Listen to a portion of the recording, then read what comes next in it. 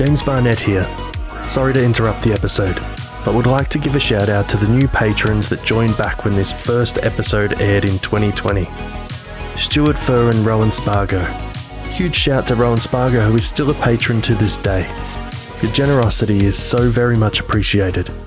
It has helped pay for the numerous costs of this podcast, such as meals for Jimmy's pets.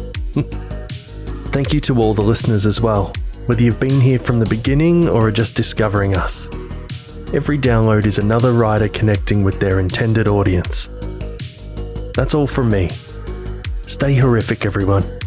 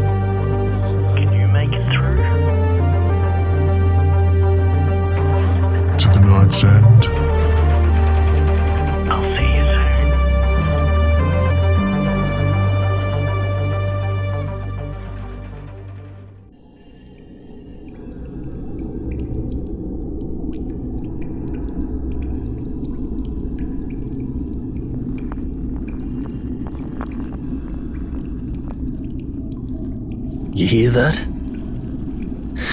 I was hoping it wouldn't come to this. See, friend, sometimes things just don't stay where they're supposed to. That tapping from before, it's gotten louder, hasn't it? Someone's inside the walls. You don't see them, do you? No, of course not. They move in the places we don't look. The corners of mirrors. The spaces between heartbeats. Let's move away from here. Have a seat. This one will take your mind off it. Inheritance. Written by Rachel Unger. Narrated by Danny Dreadful.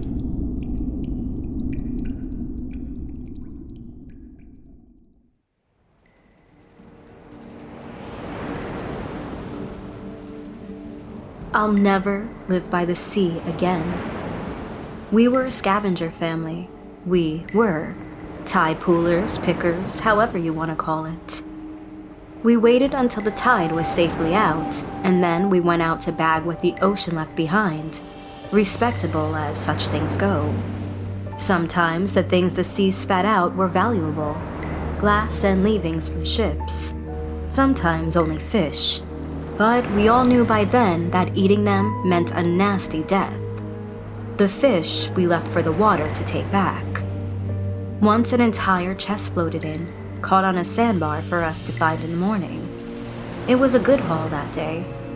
We didn't bother with the chest, but the shirts and metal inside were worth 2 months of food.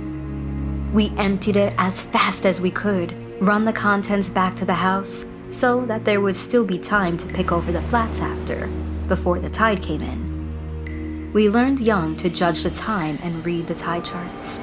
We were drilled on how to read the hours of the sun even on a cloudy day. Misremembering the chart resulted in a missed meal at the very least. No one ever stayed on the beach or the flats once the tide turned. Worth more than your life to do that. Once we were old enough, we were shown why. Mother showed Hiram and me the same morning. It was our birthday. A likely tide pool held one of the sea's creatures, and she took us out to look. No, I'll not tell you. You don't need to know. Oh, fine. Imagine too many openings, like gills or like eyes. You could tell it was watching you. Somehow wet-looking, even though it had been marooned above water for hours. The way it moved, wrong. Whatever you're thinking, know that it's worse. I think it was trying to talk. Not everyone can bear seeing them. Hiram vanished a few days after we'd been taken to the tide pools to see. It happens that way, sometimes. Another family Their son came home and drowned himself in a pot of water, stuck his head under and inhaled until he couldn't anymore. He put salt in it first. The rest of us got on with things. You'd go out as a family, the sky the color of lead above, and the water a smudge of lead in the distance. It never mattered the time of year. The sand was always hard, cold, and somehow sharp underfoot. The flats covered a lot of ground. The bay had the largest tidal range of anywhere, so we had to work together to cover it. I remember the smell of the salt, the smell of the flats, like mud, blood too, and rotting things. The sea stained the ground, the ink, whatever it could reach, and that was probably part of the reek too. I'll die happy if I never smell it again. This isn't to say that there weren't some who craved the sea. There were sailors. Mad as your father were, Mother used to say. The sailors all had a strange look to them. Not dead in the eye, but somehow wrong. They were hard. Everyone on the flats learned young to avoid them. The boats would come in, up on what remained on their wheels, and you could hear the grinding clank of the motor keeping the wheels moving. No, there weren't any piers. No piers, no pilings, nothing wood. Whatever those things were, they ate wood. Or some of them did anyway. The wheels meant the boats that made it back to shore could be pulled entirely out of the water. Yes, some of the boats were wood. I told you, they were mad. Sometimes the ships would make it up onto the beach. Sometimes the boats wouldn't make it and get hauled back into the sea instead. Sometimes the sailors would throw down ropes, and everyone nearby would help drag the vessel up so it could be repaired. The sailors would come down off the ship, swaying side to side. Some never stopped grinning. Some never spoke. They'd all fight if given half a chance. They brought trade, but we were all glad when they left. We kept to ourselves, and they came and went. One autumn, a ship barely made it. Something was clinging to the back, chewing furiously at the rudder and any sailor it could drag down. None of us came near until the creature gave up and slid back under the water. The sailors took the ship the rest of the way past the tide line marker on their own. Turning to head back to the house, I heard one of them call out, Miriam. It was like looking in a mirror. Hiram standing there, my age now, not a little boy, lean and tall and wrapped in stained rags with that light in his eyes that all sailors had. A pair of gloves was half tucked in his pocket. They were the kind made of woven metal, so you could use a knife without cutting yourself. I didn't know whether to run or approach, but he decided for us both. His grip around me was almost too tight. I knew it was time to come home, he said, and walked with me back to the house. Mother didn't know what to do either. He hugged her as well. As the light faded and we all came in from the beach, he told us stories of where he'd been. The littles from other tide pooler families came over and gathered close, even the ones old enough to know better. He stayed close to me, kept reaching out to touch in a way that should have felt affectionate. He'd stowed away years ago, only discovered once they were out in the depths. The other sailors didn't care. He could stay if he weren't. He learned how to climb a line and service the motor, how to fight. His hands were tough and looked knotted as the rope he learned to use. He started to talk about the sea creatures, and Mother let him get only so far before reminding him some were too young to hear. He laughed. Then, though the rough sound bore more of gulls screaming than humor, the children drew back. We could all hear the water coming in the dark. Mother shrugged and said it was about time to start dinner. The children slowly trickled out, heading landward of our house to reach their own. I can contribute. Hiram grinned, teeth catching what little light there was. At Mother's surprised expression, he stood and brought over his canvas bag. It was lumpy, somehow. It had lain in the corner as he talked, and I'm not sure what I expected him to pull out of it. We'd been low on canned meat, and I suppose I hoped for that. He played with his gloves as he talked, and he put them on then. It had too many eyes, and it came out squelching and squalling. The smell of it in the closed space. There was no air in the house with it there. Suddenly, the water seemed very loud, very close. Hiram laughed again. What do you think we all eat? Out in the depths. You learn to like the flavor. Hiram held it in his clenched metal fist and ignored it to watch us. I had seen what the creatures could do given the chance. I intended to live. Get that out of here! What's wrong with you bringing that on land? It belongs in the water! That laugh, like breaking glass. Some things do. Things like me. He was so fast. He had my wrist in his other gloved hand before I knew it. Things like you too. We came from the womb together. We're the same, you and I. He dragged me to the door and then out into the twilight. All the while, the creature in his hand shrieked. It was louder than the booming of the waves, louder than my demands. Hiram's voice crested over it all. You'll see. It's beautiful out there. You'll thrive, as I did. You just need to get out into the deeps.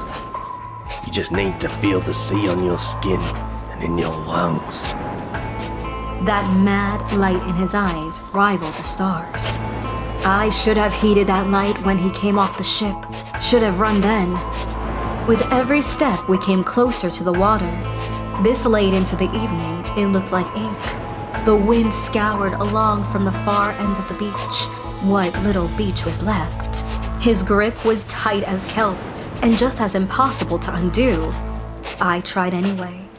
Hurled words he didn't hear and pulled for all I was worth. I remember the dirty churn of the water spilling around his ankles when the creature got loose and went for his face. All those openings, not gills, not eyes, mouths. His hand loosened for a moment and I eeled free. There was a slap of water on my calf and half of my pant leg was torn away. How had the water come in so fast?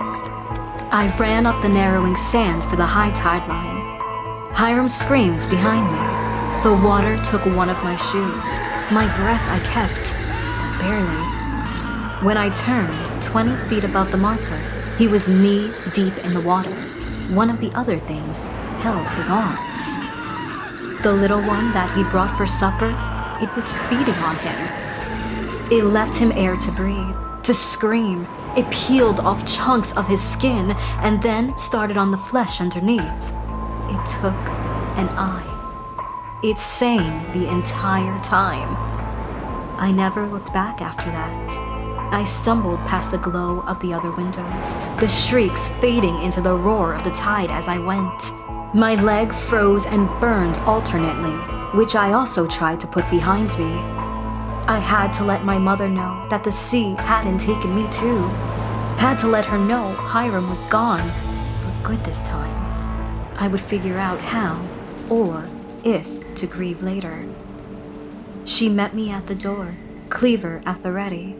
She didn't want to let me in, not after she saw my leg and how the sea had marked me.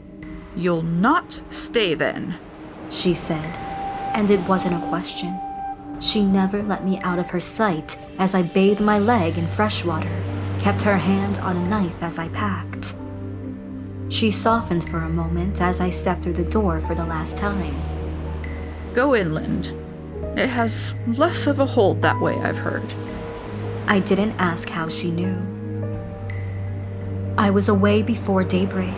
I kept moving until the whisper of the sea was only in my head, until that salt reek wasn't in my nostrils.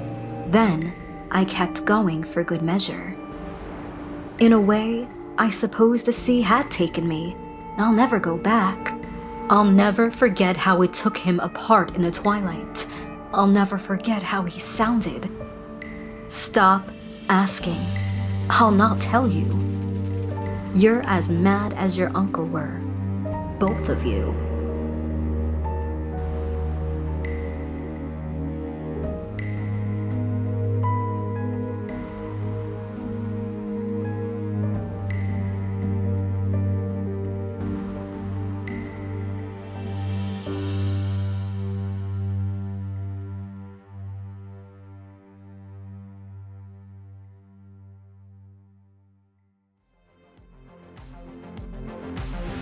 You've been listening to the Night's End podcast, which is a production of Dissonance Media. To support us, please leave a review, or for bonus content, head to patreon.com/Night's End podcast. Our website is nightsendpodcast.com. Inheritance was written by Rachel Unger and was originally published in The Pale Leaves in 2018. As a writer, Rachel is a determined optimist. After all, something even more horrifying is lurking just around the next corner, or under the bed. And then there are the nematodes. You can find links to her work online at fictionbuffet.com. This episode was narrated by Danny Dreadful. For more narrations and spooky tales with Danny, head to youtube.com/Danny Dreadful. Hiram was performed by James Barnett. Mother was performed by Glenda Villamar. Jimmy Horrors was performed by James Barnett. This episode was edited and produced by James Barnett. Stay horrific, everyone.